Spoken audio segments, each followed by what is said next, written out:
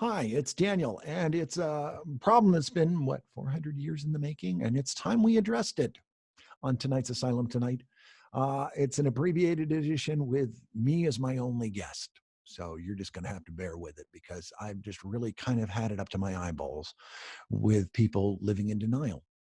Alcoholics will never get better until they acknowledge they are alcoholics. The same can be said for drug addicts.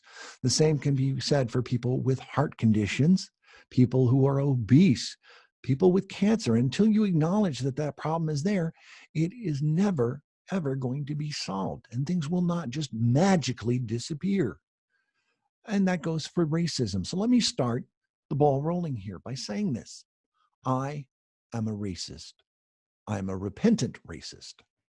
And the difference is that I recognize my racism as a problem. And every day I seek to do better by every other human being. Because here's the thing, there is only one race of humans on this planet, and that is the human race.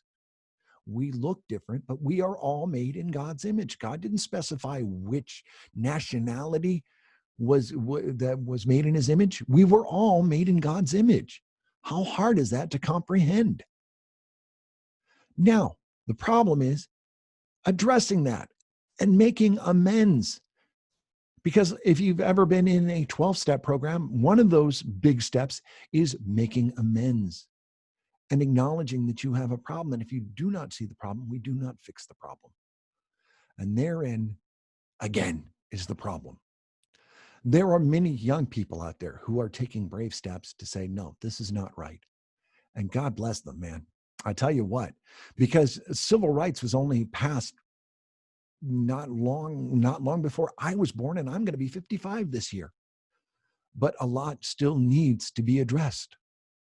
We have monuments to, for lack of better words, traitors to the United States in courtyards, in public places, in front of public buildings all around this country. And at the end of the day, that is exactly what they are. They chose to disavow their citizenship to the United States. They were welcomed back in without having to make amends for what they did wrong. And that is a problem right there. And they never repented from their wrongdoing. Can you not understand that? That's why I am so annoyed.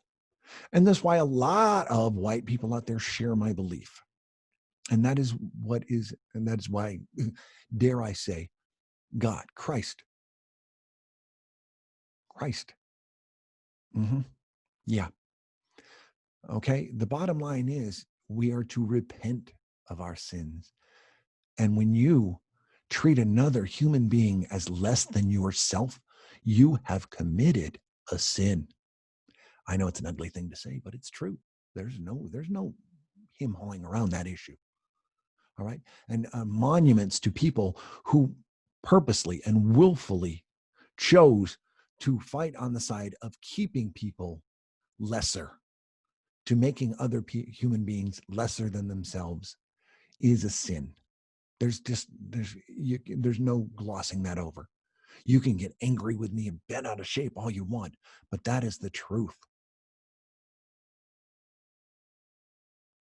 I'm going to read you a letter that I found. One of my friends shared it from back in, well, I dare say my hometown, back in the area that I grew up in high school. And it is a letter to a judge in the area who is insistent on keeping up a Confederate monument in the city of Murray, Kentucky. This is Judge Imes that this letter is being written to by a former Murray High School graduate who is now a PhD candidate at Harvard. And she writes, your recent statements to WKMS occasioned me to write this letter. You asked, who are we to judge the people of 1900, and implored opponents of Murray's Confederate monument to understand the purpose and intents of the Ku Klux Klan, since the connection between the Klan and the United Daughters of the Confederacy is easily proved. Basically, the United Daughters of the Confederacy were the ones who put up the monument, but it is proven that they were in cahoots with the Ku Klux Klan. The question is beneath the dignity of our citizens. We are all qualified to judge the perpetrators of racist lynch mobs and church bombings. Any student of American history understands that due process is critical to a functioning democracy. An elected judge of all people should condemn vigilantism, racial violence, and mob justice. Due process, or the process of trial by jury and appeal, is neither a new invention nor the product of a contemporary mindset. The Magna Carta and the 17th century British common law reforms both provide the basis of American due process. Both contribute to the invention of human rights, and both develop to oppose tyranny. The argument made in our fiscal court hearing to preserve the statute relies on assertions of birthright that one is only from Murray and has a say in its continuance after several generations of residency. Such nativism is a fundamentally monarchic position. Only those born to power may wield power. Are these the values of our city? Do we discount public service, kindness, and neighborliness? The legal pretext you've made barring the statue's removal is also questionable, considering the removal of over 100 monuments since the Charleston church shooting, including privately owned statues. The cost of maintaining the monument, ideologically and literally, is a drain on public resources. This debate won't disappear in time, excuse me. I hope you will reconsider your stance on apparently the Klan, the UDC, and the rights of so many Murray citizens to enjoy public land without a daily reminder that they were once property. And it's signed by that young lady, but I wholeheartedly agree with her. A monument to people who worked very hard to keep other people in bondage. People who actually disavowed their citizenship to the United States of America.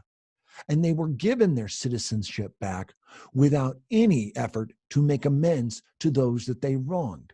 Do you not see the problem here? Can you not see the criminality in that?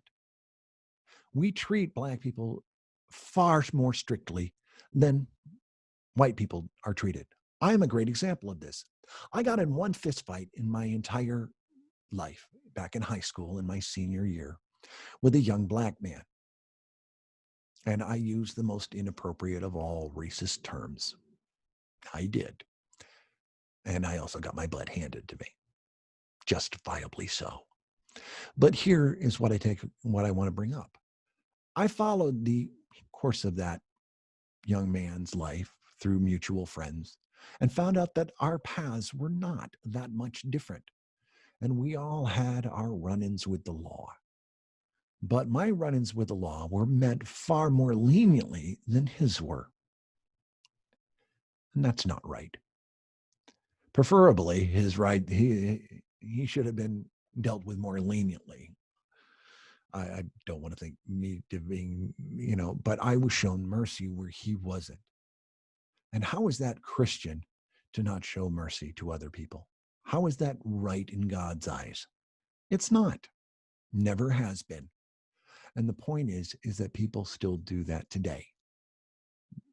And in spite of the fact that there are laws on the books that are supposed to protect people's rights, they're not even held up by the very people who swore to uphold them, police officers.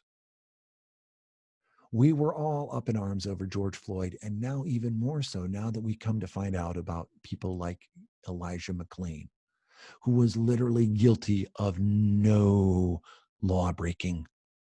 He just looked suspicious because he was wearing a ski mask, because we find out now that he was anemic. It is not right.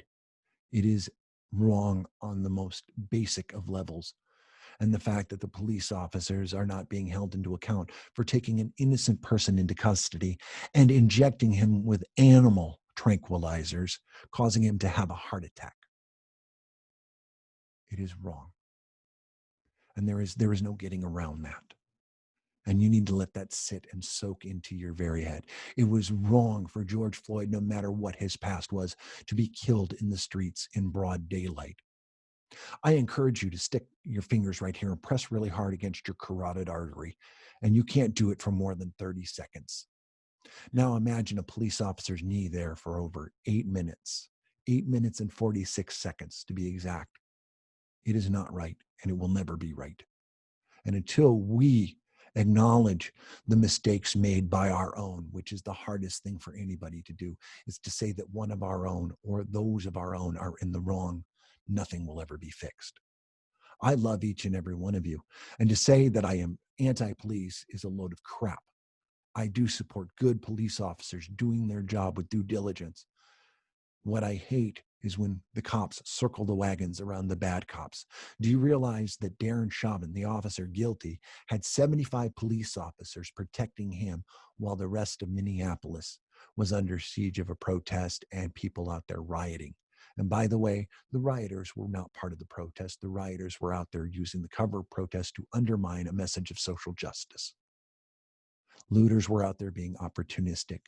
Make no mistake, they had nothing to do, nor did they give a crap about actual justice. But the protesters were out there speaking volumes. And instead, 75 police officers were protecting Darren Chauvin, a man who is clearly, evidently murdering someone. And we come to find out, not only that, he actually had previous history with the man working at a nightclub. Look it up. It's not right.